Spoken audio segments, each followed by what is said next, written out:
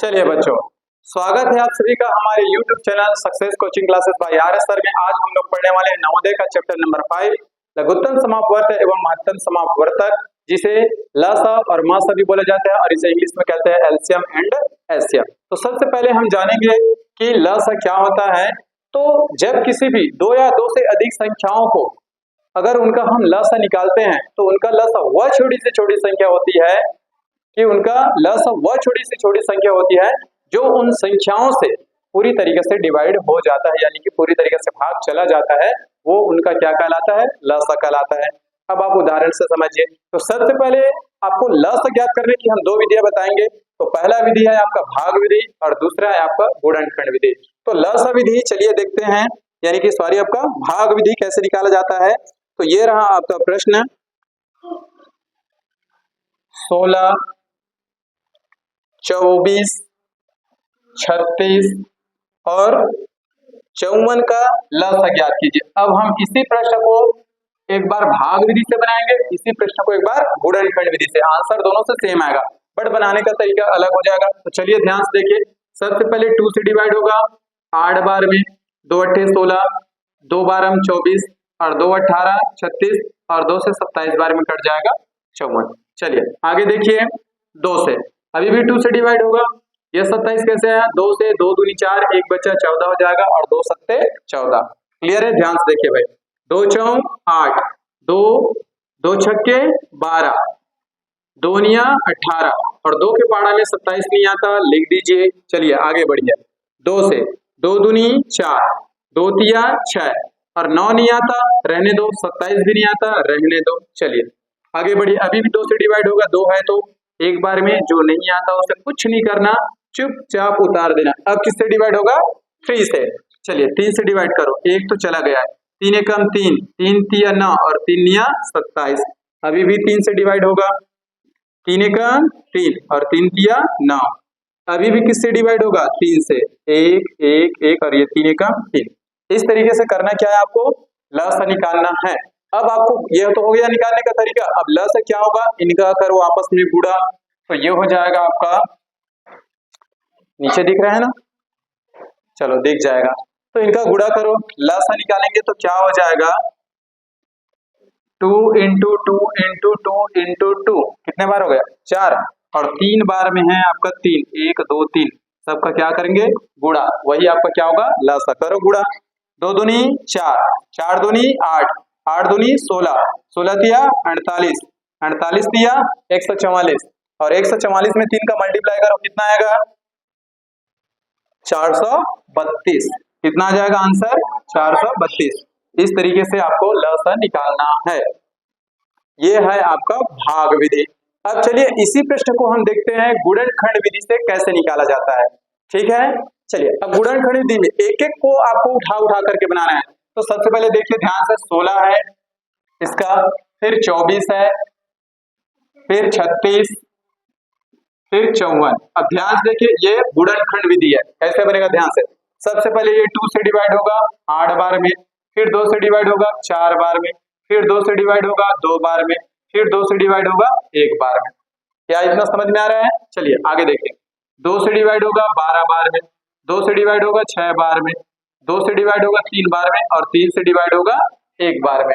आया क्या इतना समझ में। चलिए अब आगे देखते हैं। 36 को डिवाइड करो, 2 से पहले डिवाइड होगा 2 एका 2, एक बचा 16, 2 अट्ठे 16, 2 से डिवाइड करो 9 बार में, फिर अब 3 से डिवाइड होगा 3 तिया 9 और 3 एकम 3। चलिए अब 54 को डिवाइड करते हैं। 2 से डिवाइड करो, 2 दूनी 4, एक बचा 14 हो जाएगा, 2 सत्ते 14। अब ये 2 से डिवाइड नहीं होगा, 3 से जाएगा, 3 निया 27, फिर 3 से जाएगा 3 तिया 9 और 3 एकम 3। इस तरीके से हो गया। अब देखो इसको करना कैसे है, इसको लिखना 16 बराबर में, ये कितने बार है, 2 गुणा 2 गुणा 2 गुणा 2। इसको क्या मैं 2 की घात 4 लिख सकता हूँ क्या, कितने बार आया है, 2 4 बार, तो 2 की घात 4। ध्यान से देखना। अगला स्टेप 24, 24 में क्या है, 2 गुणा 2 गुणा 2 गुणा 3, इतना है, और 2 कितने बार आया, 3 बार, तो क्या इसको मैं 2 की घात 3 और गुणा में क्या है 3, इतना लिख सकता हूँ, बिल्कुल लिख सकते हैं।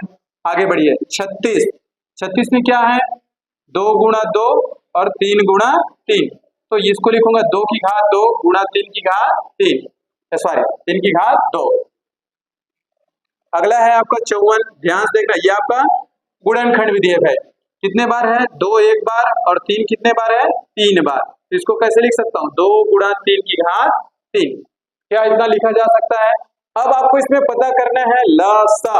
तो सबसे ज्यादा, सबसे पहले जितनी संख्या उतनी संख्या को देखना। तो यहाँ सिर्फ मुझे 2 संख्या दिख रहा है, एक तो 2 और एक तो 3। क्या इतना आपको नजर आ रहा है? उससे ज्यादा तो नहीं दिख रहा है, ठीक है। 2 और 3 है, आगे 5 7 कुछ भी हो सकता था।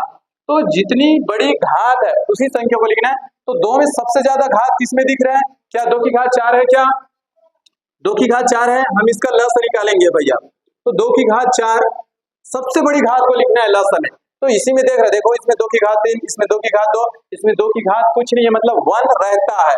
1 है, 2 है, 3 है, 4 है। तो सबसे बड़ी घात को लिखना है, तो 2 की घात 4 गुणा, अब 3 वाला देखो सबसे बड़ी घात कितना दिख रहा है? 3 की घात 3, तो 3 की घात 3। अब इसे गुणा करेंगे, तो चलिए, तो इसको कैसे लिखूंगा?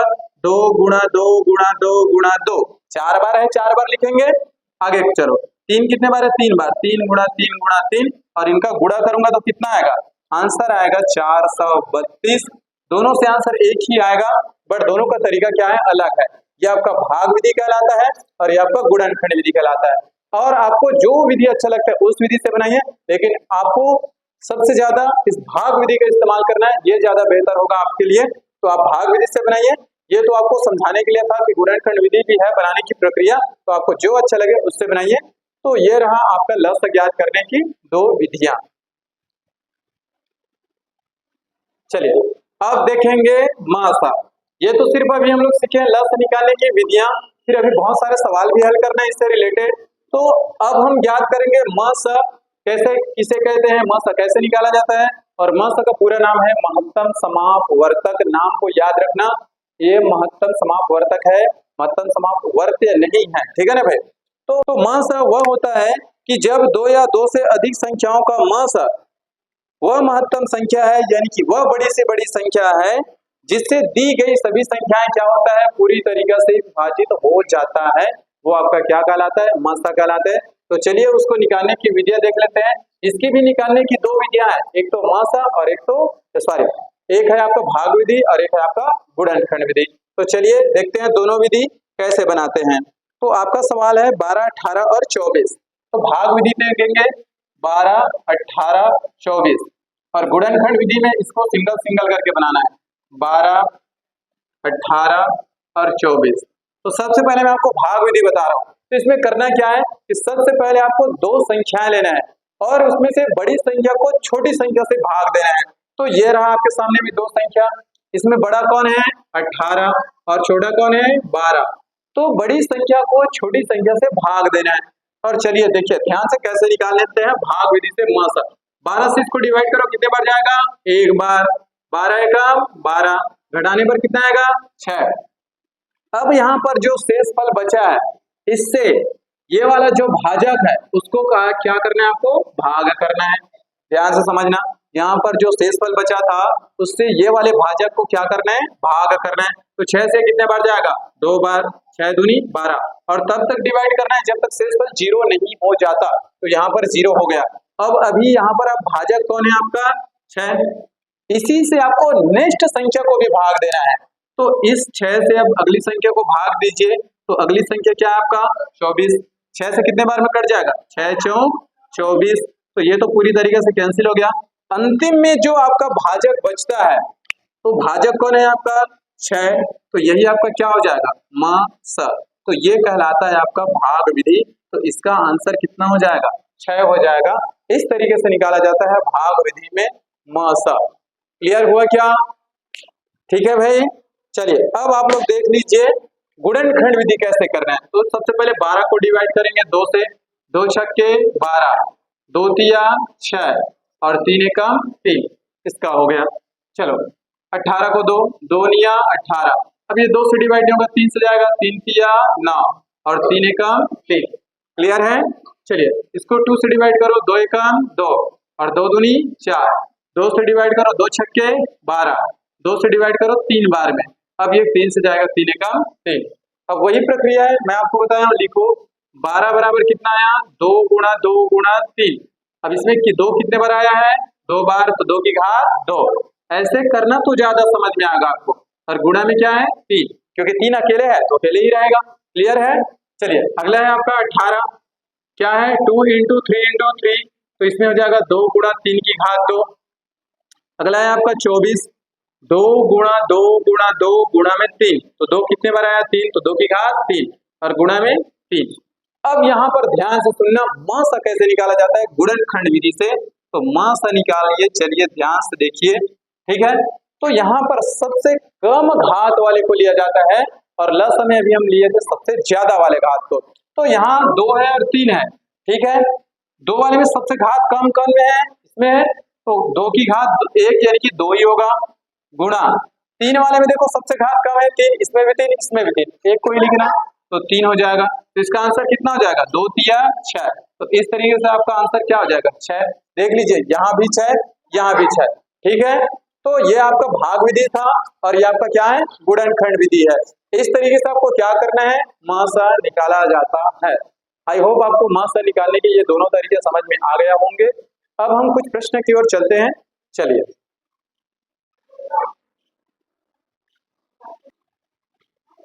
चलिए यदि अभाज्य गुणनखंड घात के रूप में हो, अगर ऐसा प्रश्न दिया हो और उनका लस और मासा पूछे, तब आपको कैसे लस और मासा ज्ञात करना है, इधर ध्यान से देखिए। कब की कंडीशंस में, कि जब अभाज्य गुणनखंड घातों के रूप में हो, ठीक है ना भाई, तो उनका लस और मासा कैसे ज्ञात किया जाता है, बिल्कुल इधर ध्यान से देखिए।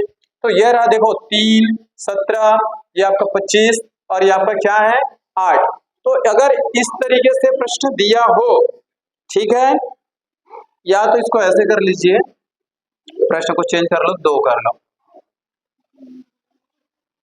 चलो ठीक है। तो इस तरह के प्रश्नों का लस और मासा कैसे ज्ञात किया जाता है, जब घात दिया हो। तो चलिए ध्यान से देखिए, ये लिखे 3 की घात 8, 3 की घात 7, 3 की घात 10। अगर इनका लस पूछे तो जो संख्या क्या होगी, जो संख्या आपका क्या होगा बता सकते हो, कि जो संख्या बड़ी होगी, समझ में आ रहा है, जो संख्या बड़ी होगी घात की, वही आपका क्या होगा लसा।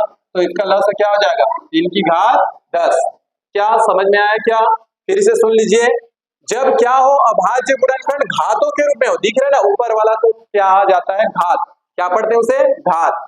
3 की घात 8, 3 की घात 7, 3 की घात 10। अगर इनका लसा पूछे तो वो संख्या इसका लस होगा जिसकी घात क्या हो बड़ी हो, तो 3 की घात 10 इसका क्या हो जाएगा आंसर। चलिए आगे बढ़िए। अगर इन्हीं का मासा पूछ दे तो जिसकी घात छोटी है तो किसका आंसर क्या हो जाएगा 3 की घात 7। इस तरीके से आपको लस और मासा याद करना है। तो चलिए अगला प्रश्न का आप लोग बताओ, इसका आंसर क्या होगा। अगर इनका लस पूछे 17 की घात वाले में, तो क्या आएगा इसका आंसर 17 की घात 11 और मासा बोलेंगे तो 17 की घात। तो आई होप आप लोगों को समझ में आ गया, अब आप कभी नहीं भूलेंगे, ठीक है। अब ध्यान से देखिए अगला प्रश्न में बताओ इसका आंसर कौन होगा।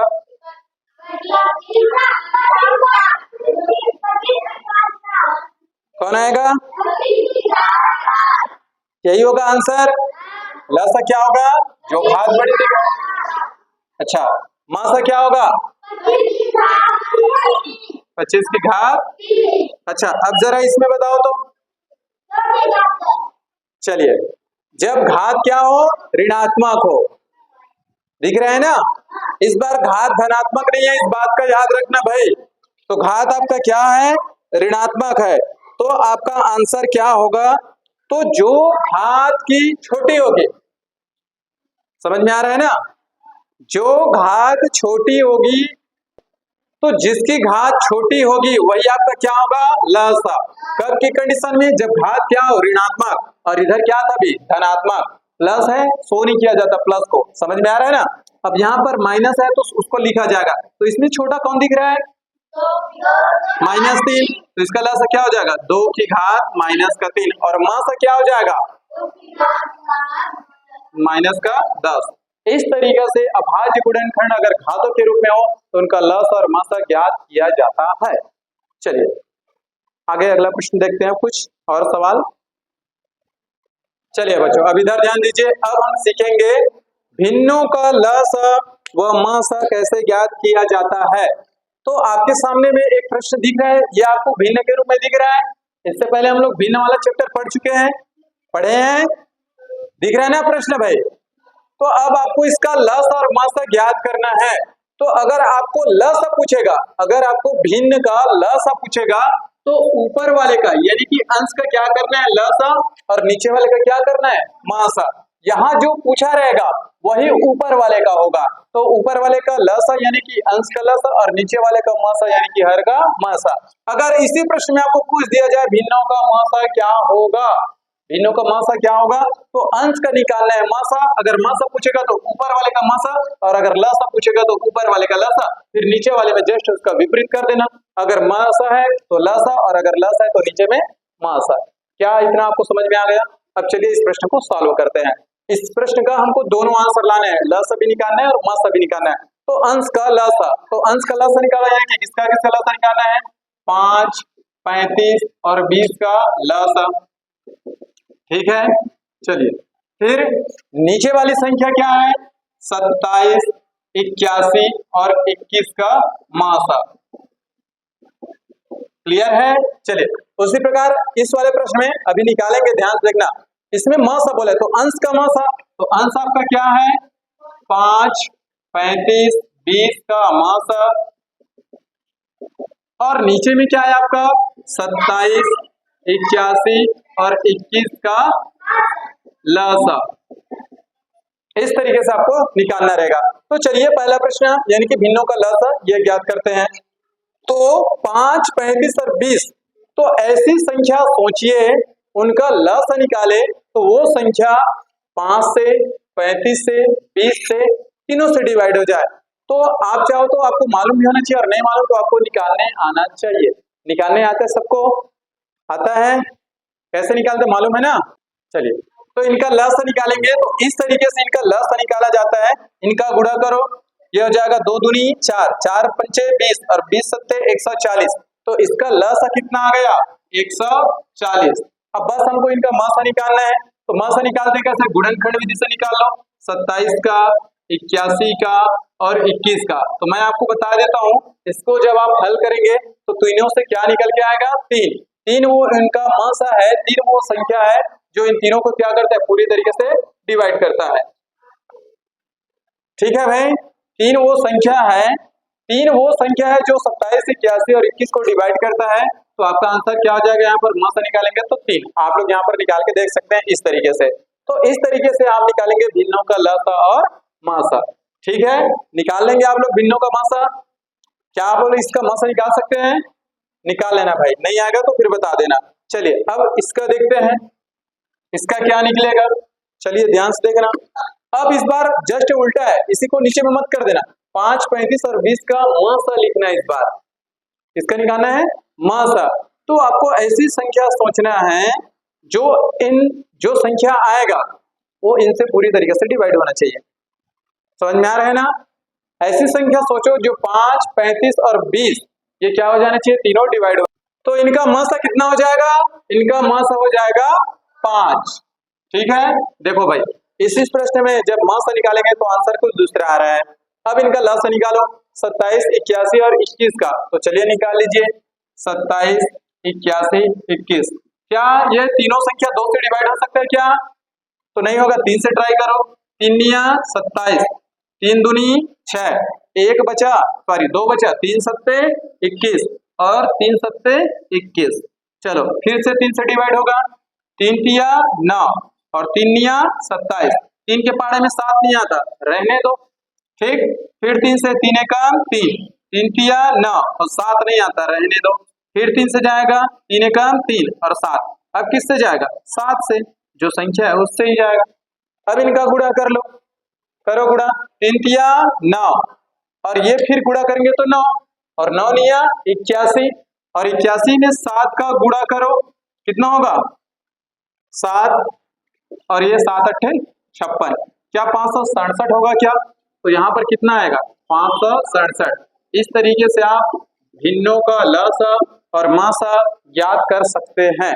आई होप आपको ये समझ में आ गया होगा कि भिन्नों का लसा और मासा कैसे ज्ञात किया जाता है। क्लियर है बच्चों? समझ में आ गया सबको? चलिए अगले टाइप का प्रश्न है घंटी और बत्ती पर आधारित प्रश्न। इस टाइप का प्रश्न कैसे बनता है, एक प्रश्न इसका भी देख लीजिए, फिर जितने भी प्रश्न आप लोग घर से बना के आइए, और नहीं बनेगा तो फिर कल अगला प्रश्न देखेंगे, आगे का सवाल देखेंगे। इधर सुनिए आप, 3 घंटियां, तो सबसे पहले सुन लीजिए, जब घंटी और बत्ती पर आधारित ऐसा प्रश्न आएगा कि कोई घंटी है, स्कूल की घंटी की 10 मिनट में इतना बजता है, फिर अगले 10 मिनट में बजता है, फिर अगले आधे घंटे में बजता है, तो तीनों घंटी फिर एक साथ कब बजेंगे, इस तरीके के जब प्रश्न आएंगे तो आपको हमेशा क्या ज्ञात करना है, ल स। क्या ज्ञात करना है, ल स ज्ञात करना रहेगा। तो सबसे पहले मैं आपको एक प्रश्न समझा देता हूं, फिर आप लोग बाकी प्रश्न बना के देखिएगा। तो 3 घंटियां क्रमशः 10, 12 व 18 मिनट के अंतराल में बजती है, ठीक है। यदि वे प्रातः 10 बजे एक साथ बजी तो वे फिर एक साथ कब बजेंगी? तो ध्यान से सुनिए, 3 घंटी है, ठीक है ना, इस तरीके से क्या है, 3 घंटी है, ये आपका 3 घंटी है, ठीक है ना भाई। और ये तीनों एक साथ कितने बजे बजी, 10 बजे। कितने बजे एक साथ बजी थी, एक साथ बजी, कितने बजे, 10 बजे, ठीक है ना भाई। और उसके बाद, और वो भी कितने का 10 बजे है, सुबह, यानी कि प्रातः का 10 बजे। और कितने मिनट के अंतराल में बजती है, पहले घंटी 10 मिनट, 12 मिनट, 18 मिनट के अंतराल में क्या होती है, बजती है। तो प्रश्न में पूछ रहे हैं फिर से वो तीनों घंटी एक साथ कब बजेंगे। तो ऐसा प्रश्न रहेगा तो सबसे पहले हम उनका क्या निकालेंगे, लसा। तो तीनों का निकालो, चलो लसा। तो 10, 12, 18 का क्या निकालेंगे, लसा। चलिए 2 से 5 बार, 2 से 6 बार, 2 से 9 बार, 2 से 5 डिवाइड नहीं होगा, रहने दो, 2 तिया 6, 9 नहीं आता पाड़े में, रहने दो। अब किससे डिवाइड होगा, 3 से, 5 नहीं आता 3 के पाड़े में, रहने दो, 3 एकम 3 और 3 तिया 9, ठीक है। फिर 3 से 5 नहीं आता, रहने दो, और 3 एकम 3। अब किससे जाएगा, 5 से, 1 1 1, अब इनका गुणा कर लो, 5 तिया 15, 15 तिया 45, 45 का दुगना 90 और 90 का दुगना 180। तो इनका लसा कितना आ गया, 180 मिनट, क्योंकि प्रश्न किस में दिया था, मिनट में। तो आपको मालूम होगा कि जीवन में कभी 180 मिनट नहीं होता, मिनट तो 60 होता है।